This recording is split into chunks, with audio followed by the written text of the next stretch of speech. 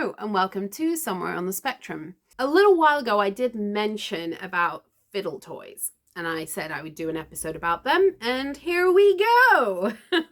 I would suggest any newly diagnosed person, whether it's autism, ADHD, neurodiversity, in any of its many forms, I would suggest that you invest in a fiddle toy. Start with one and see if it helps. And then work on trying to get a more nuanced look at why is it helping? What do you like about it? And what are you looking for in a fiddle toy? My dad started me off with fiddle toys quite by accident. My dad didn't know he was autistic. He just got diagnosed maybe a year ago now, which was about 5 years after I got my diagnosis. And once you start looking, it's really obvious that he's autistic. But there's some things he was doing that are super autistic long before. So my dad collects rocks. This is not something that he advertises. It's not like he has a ton of rocks lying around the place. That's because it turns out they're all in his jacket pockets. This is top secret information I'm sharing with you here. So one day when I was a little stressed out, my dad gave me a rock. Here you go, have this. It might help. And I didn't really know what he's talking about. I was like, that's weird. You're giving me a rock for being a weirdo. But actually, he was onto something.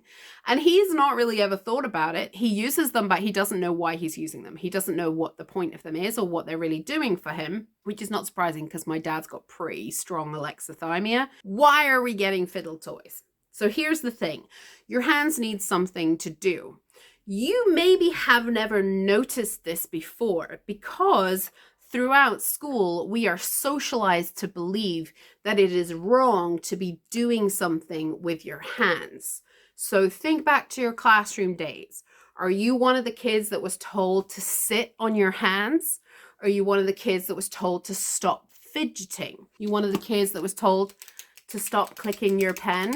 Did you tap your pen? Did you tap your knee? All of these are ways that you're dealing with excess energy in your body. Now, why you're getting excess energy could be a variety of reasons. Maybe you had too much chocolate. Maybe you had too much coffee in the morning. Maybe you're tired. Maybe you're full of beans. Maybe you're overwhelmed. So if you think back to your classroom days, we've got overhead lights, noisy classrooms, kids talking, tables squeaking, chairs creeping along the floor, chalk scraping along the board. There are so many things we can get sensory overload from, including the relationships between us and the teacher, the relationship between all of the other students in the class and us, trying to understand the social relationships, the hierarchies. I could go on for days. School is a very stressful environment. You probably had excess energy and you did one of two things with it. You either tried to get it out of your body or you squashed it down and held on to it until the end of the day. And you were a little wild. Maybe you skipped home, ran home, got home and jumped on the bed. Maybe you were bouncing off the walls for the rest of the night. Maybe you were crying in a heap on the floor. Somewhere there'll be some signs. Although the world for us has changed, we're not little kids anymore, there are still a lot of things happening to us that are out of our control. And there are a lot of things happening to our body that we are less aware of now than we were when we were kids, even though when we were kids, we couldn't necessarily identify what those things were. Because as adults, we have socialized ourselves to be people pleasers, to not upset anybody, to avoid rejection sensitivity, to make sure that we fit into the workplaces, classrooms, whatever. So we have made ourselves smaller, quieter, less physically noisy. Yeah, unmasking. Unmasking is a whole thing in and of itself. We probably will cover it in a major way at various points during the life of this video place on YouTube. That's not what we're talking about today. What we're specifically talking about today is how fiddle toys can help you manage your life better. The weird thing is having something in your hand even if it's a really small thing, can help you cope much better, like markedly so, like a weirdly big difference to different situations. Don't ask me why it works. I don't know, but it does. My dad likes smooth things. So wait. So this rock is very smooth, and he, as you can see, he's run a hole in it. There you go. And he would run his thumb around and around and around this bit here. So that does work for me. That totally does work for me, but I prefer rough to smooth. So this is where it starts to get specific for you. When you get your first fiddle toy, even if it's just a rock that you picked up on a path somewhere, wash it, start to pay attention to what are you seeking? What's not right about this? So for me, this isn't just quite the right shape. It does kind of fit, but it's just not quite the right shape, and it's too smooth. It's much too smooth for me. It took me ages to figure this out, so don't expect you're going to figure it out really fast. The other thing is different toys for different circumstances. Trust me, you're going to get a collection, and that's fine. Some things will not work for you at all. Some things will work straight away. Some things you'll find will be specific for different situations. I'm going to show you all of my fiddle toys today. Mine tend to be quite cheap fiddle toys. There are some very expensive ones. Are you looking for something that's soft or hard? Smooth or rough? Cold or warm? Moving or solid? Whether it changes shape or doesn't change shape. The other thing is to think about, are you going to be using it in public or in private? And also, where is it for? Predominantly fiddle toys are for your hands, but I'm also going to show you something else. Okay, so let's start at the very beginning. We have our rock, we tried that. So this one we're looking at, it is hard and it is smooth, and generally it's cold. It doesn't tend to warm up very fast. On a similar vein to this, my delightful uncle gave me this one, which again, you can run your thumb around. This one is even smoother than the first one. If I am in a cafe and the coffee machine is going and the chairs are scraping on the floors and I'm trying to concentrate on what the person in front of me is saying, in that situation, my brain really struggles to catch the conversation in front of me and to siphon that out of all of the other noise. So I can hear all of the conversations at the same level as the person in front of me. So that means that I often end up shouting at the person in front of me because I'm trying to shout over everybody else in the room. It took my mum to figure this out a few years ago. I'm trying to shout over everybody else, but to everybody else, their brain is siphoning off all of that noise and honing in on the sound of my voice. So they then are wondering why I'm yelling at them. For me, I found that if I have the rock in my hand, or in my pocket usually, while I'm in a coffee shop, it's much easier for me to concentrate. My thumb will be going around this like crazy. That rock, if it's in my pocket and I'm rubbing the rock in my pocket, I know this sounds weird, don't even go there, we're not going down there today. In a way, it feels like all the stress, anxiety, overwhelm from the noises are passing through my body and going straight into my fingers and then straight into the rock. And I'm able to get that excess tension energy out of my body and cope better on the conversation. In that kind of circumstance, then, you want something that's simple, not very complicated. It's not going to detract from the attention you're trying to give to the person opposite you, but it's going to allow you to get the energy out of your body. So things that you can use with your fingers with one hand, preferably, that you can keep in a pocket that's nice and small and allows you to move your thumb, probably mostly, but other fingers potentially as well, are going to be great. Along that vein, I have this. This is a stickle brick. If you are old enough to remember stickle bricks. Nice, me too. I stole this from my grandma's house. Plastic, man, lasts for thousands of years. These are really, really hard bits of plastic. They don't move at all. This is good for me. If I'm really stressed out, it's a kind of pain actually, but it helps get that energy out. And it's small enough to go in your pocket. It fits very easily into the hand. I often use this one when I'm teaching, mainly because I don't want to lose it. The thing is, I should have got two. Oversight. Anyway, You can also go for soft things if you prefer soft things. So I have these are both soft things. This one I like to go round and round the circle. The crochet of this is like one of those circles that just keeps expanding. So that, and that's on the top and the bottom. So I quite like to do that. He also spins quite nicely. So I quite like him. I don't use him very much because, again, not really into soft things, but this does have a roughness because of the crochet. So I like that about it. This one, again, spins pretty nicely and you can squish his head, and there is a softness along with the roughness there. So you might find that stuffed toys are the thing. Do not be surprised if your bed is full of stuffed toys. Do not be ashamed about it. We are neurodiverse people. We can have as many stuffed toys as we like. Plus, we're adults. Who cares? It's the joy of being an adult. You can do whatever the frick you like. Kids have to stop being kids. Adults don't. Anyway, so he's a good one. One of my favorite ones is this, a tangle. You can get these online. These break quite easily.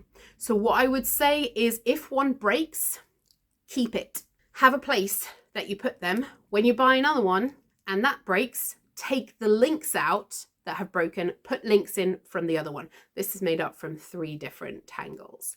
The nice thing about the tangle is it can spin around your finger.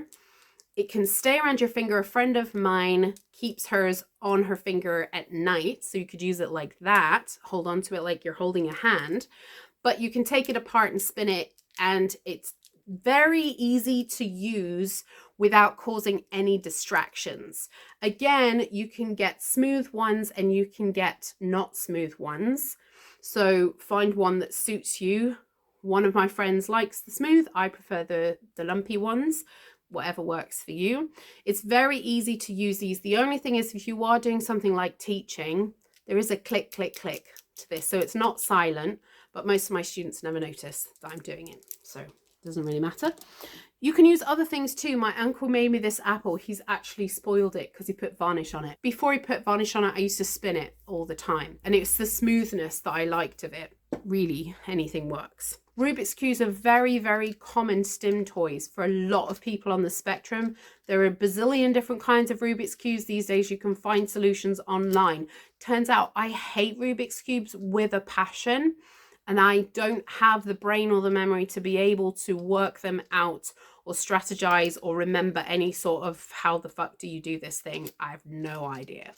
So I thought this would be quite good for me on the sofa. Not so much. Hate it. Hate the noise. Can't make it do anything. Absolutely hate it. But for a lot of people, they're lifesavers. So if you like that kind of thing, go for it. This is a fidget cube. You can buy these from many places and you can buy them online too. There are also other versions that have different options. As you can see, millions of sides to this, and that is kind of the problem for me.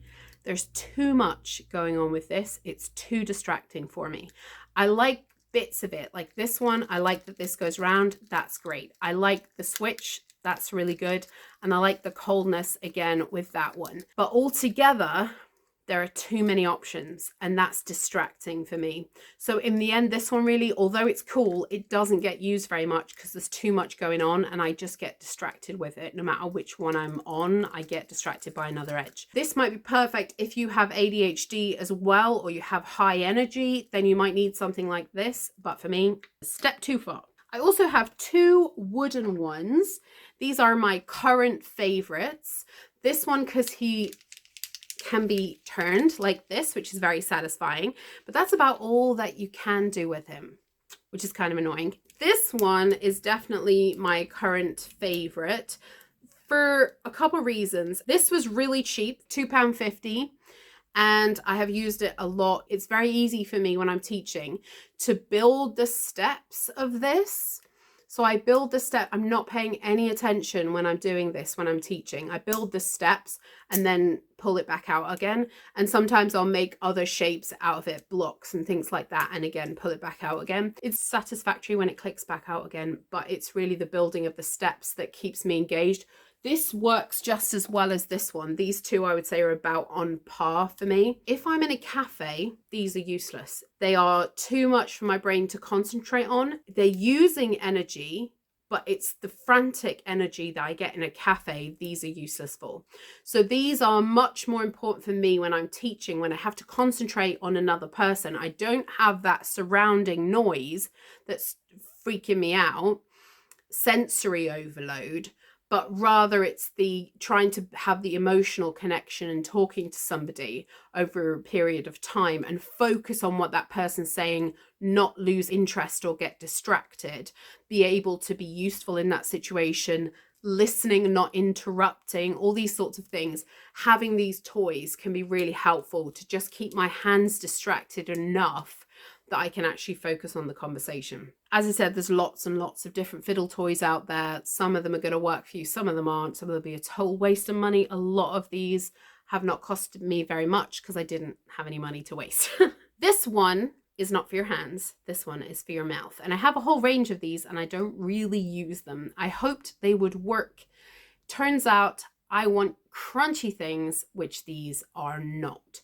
So if you are a person who chews, skin picks, has gum all the time, fiddles with your hair, something like this might be worth investing in. I got mine off Etsy. There's a wide variety of options on Etsy, but basically they're chew toys. Chewable jewelry, I think, is the common search term you can use. So you can actually put this in your mouth and chew on it very easily. They have solid sticks. This stick is hollow, but you also have actual jewelry that you can hang around your neck and chew on. So again, this depends on, are you with other people in an office? Are you by yourself? How much you need. For some people, they store a lot of stress in their jaw. So they need to be able to chomp down on something and really, you know, dig into it and put the pressure into it. So they need something that's gonna take that strain, whereas other people want the chewing action, the movement action, so they need something that's going to be a bit more flexible. If you have autistic kids, it is definitely worth investigating chewable jewelry for them because it can be very good and satisfying for them and really help them focus on different things. So there you go. I think that is all of the different options that I have available in my house, all used in different ways. Some of them not really used at all, some of them used all the time. I keep my eyes peeled all the time for something that might work. And if it's not too expensive, I buy it and try it. And some things have worked better than others. I saw that and thought, that could be interesting, but I never imagined it was going to be as good as it's turned out to be. I love this one so much. And the same really for this one too. I tried that. I thought it might be interesting, but actually it was when I got the one with the bubbles on it that it became like the most common one that I was using when I was teaching. Because I spend so much time teaching online, it's really important for me to have something like this. I think I would still use them if I was in the office, but you might be more nervous to obviously use fiddle toys if you're surrounded by other people. So for that reason, you might want something like this that you can keep in your pocket and use in your pocket at meetings and things like that. So many options. Definitely, if you are new to this whole thing, get one, try it. It might not work for you, but I would bet money that it's going to make you feel a little better. So it's worth it. By the way, if you find this channel useful, please like and subscribe. But also, this channel is now available on Patreon and on YouTube. It now has subtitles. Finally, I figured out how to do the subtitles. So we now have subtitles on this channel that you can use in Korean, Japanese, Chinese, French, Spanish, Arabic, and Hindu. If you have a different language and you would like subtitles in your language, the subtitles are AI created, but the script I checked first in English is fine. So theoretically it should be okay. If it's not, please tell me. If you have another language that you would like these videos in, please let me know so that I can start adding that to the list of languages. Thank you very much. I will see you next time. Bye.